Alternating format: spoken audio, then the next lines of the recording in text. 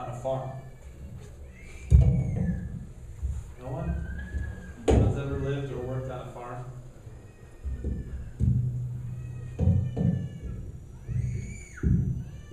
Sorry.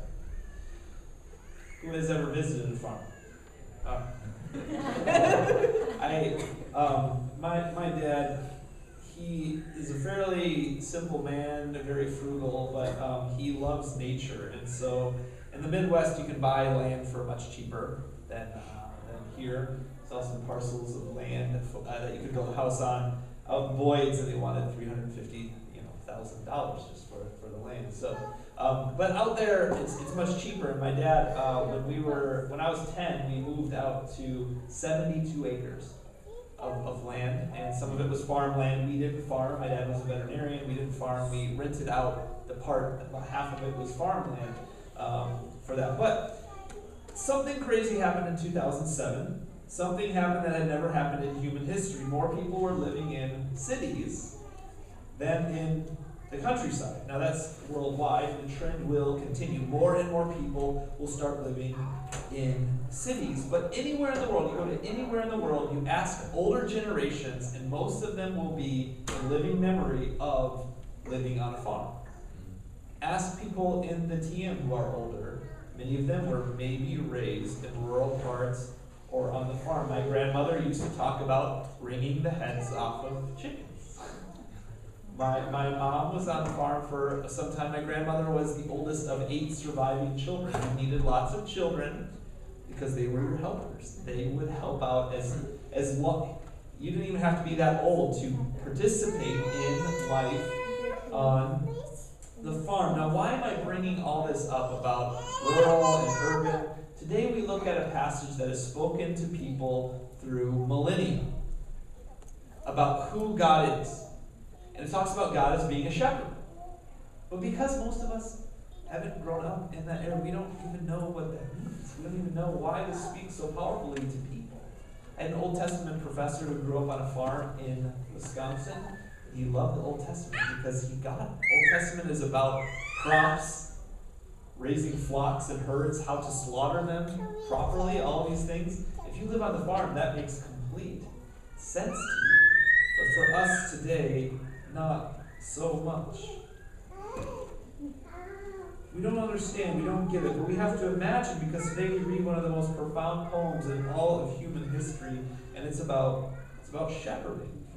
It's beautiful and it is profound and it speaks to the nature of God, but we have to imagine, we have to put ourselves in their shoes, in their sandals. We have to think hard. We have to get into the mindset of a shepherd so that we might imagine the mind of God. Let us pray. Heavenly Father, help us see your truth through Jesus Christ, who is the truth. Amen. Now, as I was researching this, I was thinking, I remember a lot of people in the Old Testament were shepherds. Not just David, who writes this, right? David was a shepherd. But even before that. If you remember way back, Adam and Eve had 2 children, and Abel kept flocks. Abel was a shepherd. Abraham and Lot were rich enough that they had shepherds. They hired shepherds. Rachel was a shepherd. I had forgotten that. I didn't remember that. The sons of Jacob were shepherds, aka the heads of the tribes of Israel. Moses was a shepherd, and of course, King David, author of the Psalm, was a shepherd. This may not be that surprising, right? I just said that most of human history, people have been kind of nomadic herders or in agriculture in that way. But the chosen people of God, time and time again, were shepherds. And from their experience as shepherds came the understanding that their leaders, so they were themselves shepherds, but there came this understanding, this development, as they started to talk about their leaders, their kings, as shepherds. In some profound ways, their leaders were shepherds themselves. Moses asked God for a leader to shepherd God's people. This was Moses' prayer, and so God gives Moses Joshua to shepherd the people of God. And God told David, "You will shepherd my people Israel." So David's background, David the writer of the Psalm, David's background as a shepherd taught him many things. He learned many things about how to be a leader because of this.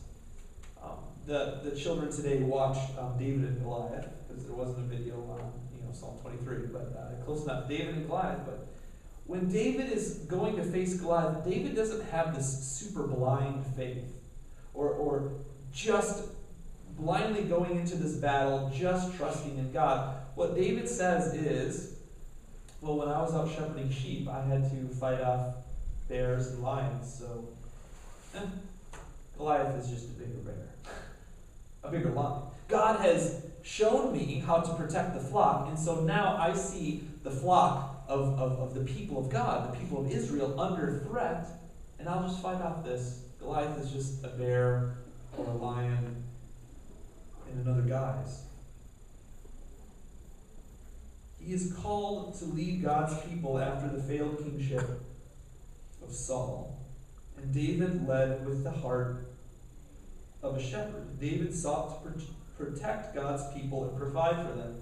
But David then does the unthinkable. Not only are the people of God oftentimes shepherds throughout their history, not only do they start to talk about their own leaders as shepherds, David then applies that idea to God.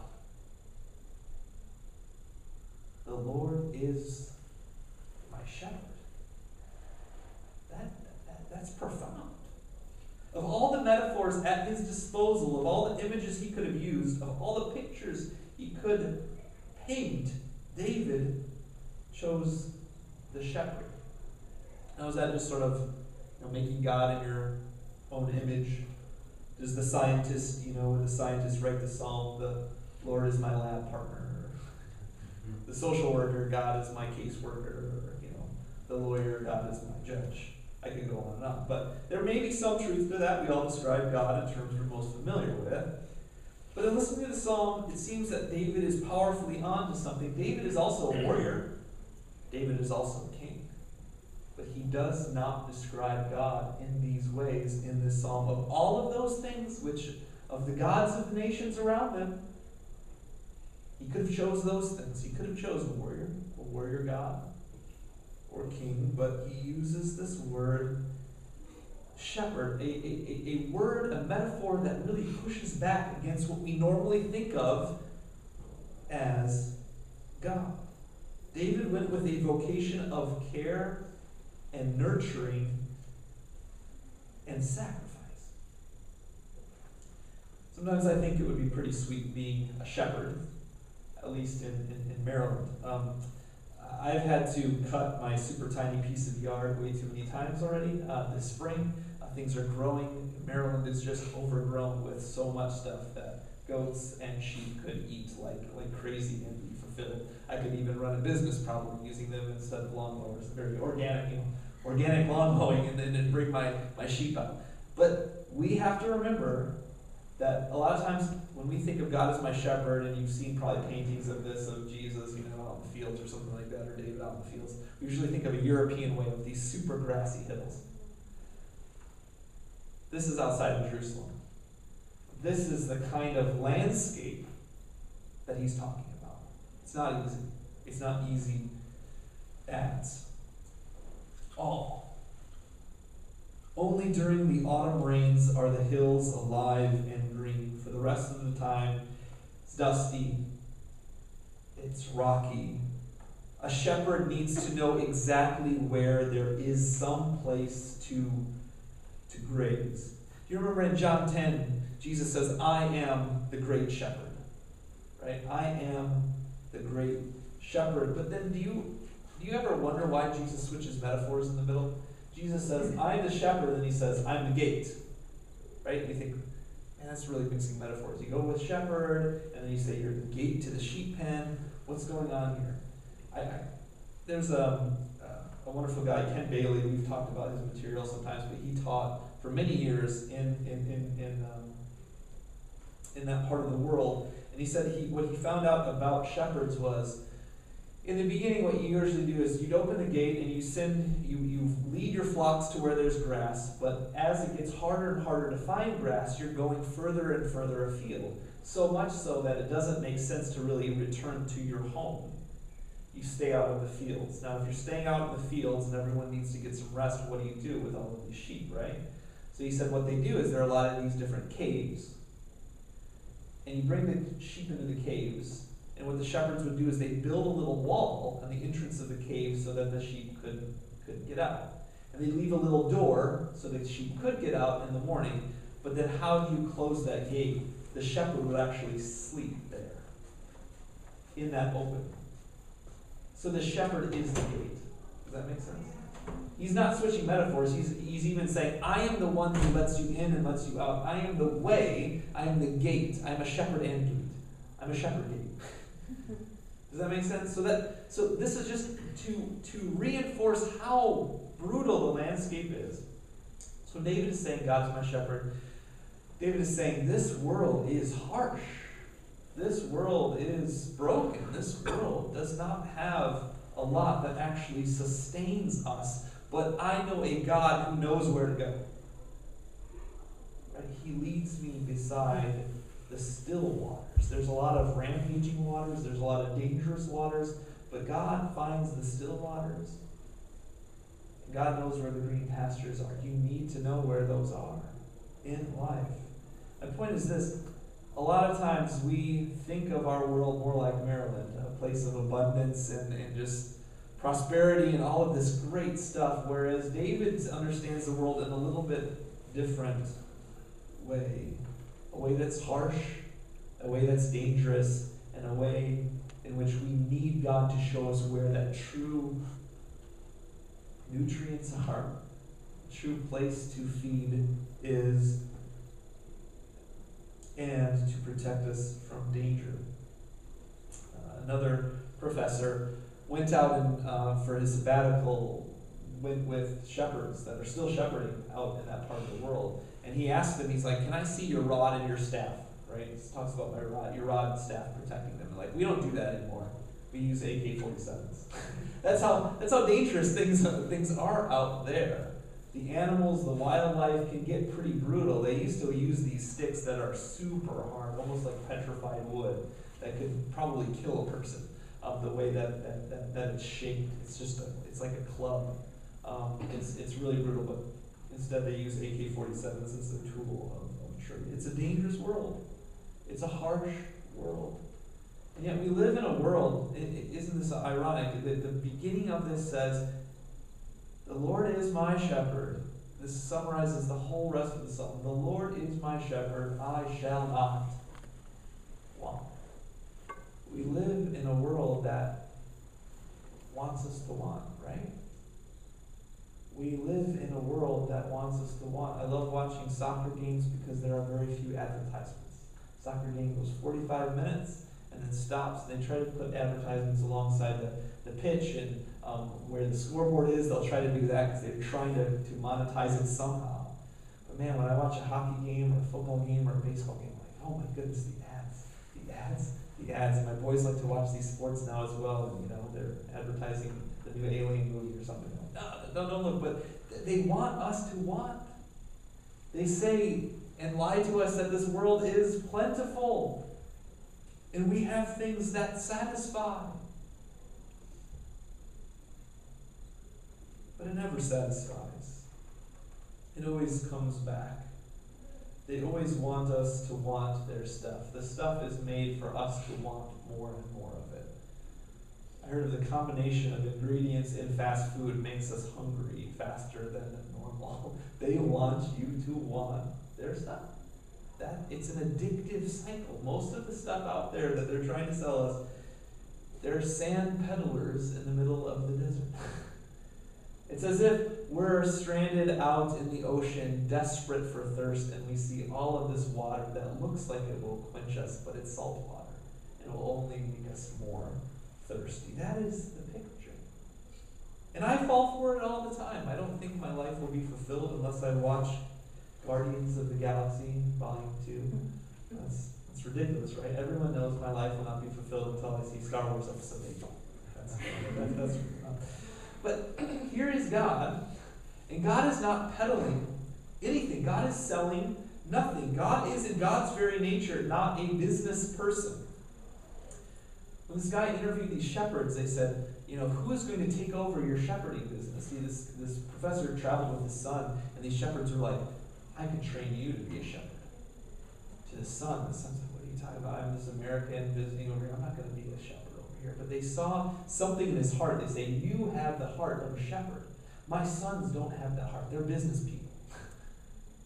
He said, to have a heart of a shepherd is not like that. A shepherd loves and lays down his or her life for their sheep. It is a caring profession. It's a profession that, as Jesus says, risks 99% of the flock to find that one that is lost. The honor, calling, and vocation of a shepherd is dependent upon the well-being of the sheep. And so this is what David is saying. God is my shepherd, is the shepherd of the people of Israel. God cares about us. Isn't that amazing? God is not out to abuse us or to hurt us or to get whatever God wants to get out of us, but God actually cares that we live, that we prosper. If a flock is not prospering, if a flock is not growing, the shepherd has no livelihood. Who sells that today? True, altruistic well-being with no return, no hidden fees, no monthly charges, nothing to buy, just something to take? No one. Because it can't be sold, it can only be given away. It can only be given through sacrifice, and that is who God is fundamentally. God walking with us through the desert of this life, through the hostility of this life, through the dust of this life, and we see this most prominently in Jesus Christ, who came into a brutal world, whose birth story, whose origin story is even that a king was trying to kill a bunch of babies. Because a king was threatened by this child, this God child that was coming. That is the kind of world, the hostility that Jesus was born into. And Jesus says, I'm the ultimate shepherd. If there was any doubt that God was fundamentally a shepherd in Jesus Christ, all doubt is now erased. God in Jesus Christ is among us, leads us, faces hardship with us. This is the difference, again, that we have to keep in mind of an Eastern shepherd. An Eastern shepherd goes ahead of the flock and uses his or her voice to call, right? Jesus says, my sheep know my voice. They will follow me, right? In the Western tradition, like we have a Shetland sheepdog. In the West, we use sheep. We use fear. The shepherd is behind the flock, and the dogs bark and nip and do all these things to drive the flock. That's not our God. Our God is not using fear to drive us forward, but our God is a God who goes ahead of us and leads us into danger, into sacrifice, into self-giving love. It is hard today to listen to this voice. It is hard to say that first line that summarizes the entire Psalm, Psalm 23. The Lord is my shepherd, I shall not want. Because everyone is saying, you shall want.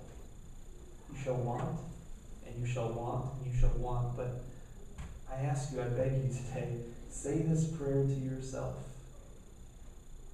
The Lord is my shepherd. I shall not want. We have Jesus.